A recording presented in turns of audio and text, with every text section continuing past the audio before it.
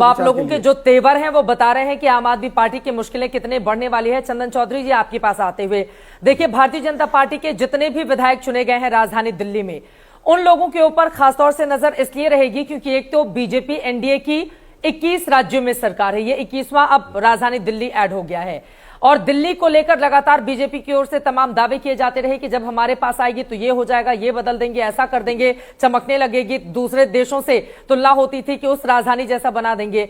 इसीलिए अब आप लोगों को 24 घंटे 7 दिन, हम खुद प्रधानमंत्री नरेंद्र मोदी को जानते हैं, इसी वजह से उस तरह से अब आप लोगों को काम करके डिलीवर करना होगा जो वादे आप लोगों ने किए हैं। तो है तैयारी उसकी पूरी? बिल्कुल तैयारी है चित्रा जी।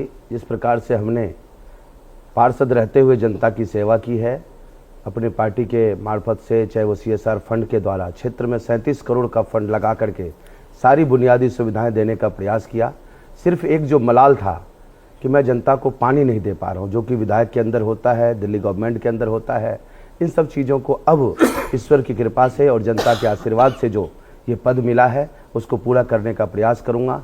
मैं आपको बताना चाहता हूँ, क्योंकि छठ पूजा समिति भी हम लोग बहुत संपर्क में रहते हैं, करोड़ों का घोटाला है। सरकार बनते ही सबसे पहले छठ पूजा मुद्दे को भी हम उठाएंगे कि इन्होंने जो टेंट के नाम पर, पूजा के नाम पर समिति को पैसे देने का काम किया है, इन्होंने बिल्कुल नगण्य रूप में पैसे दिया और बिल बनाकर कम से कम 50 गुने का वो घोटाला करने का प्रयास किया है। अब मतलब आम आदमी पार्टी ने जितना कुछ किया हर जगह घोटाला ही किया है, आप ये आरोप लगा रहे हैं। आप ये चीज देख लीजिएगा, छठ पूजा का डाटा निकले कि किस घाट को कितना पैसा दिया गया और उसके अध्यक्ष को बुलाकर पता कर लिया जाए कि कितना उनको पैसा मिला है।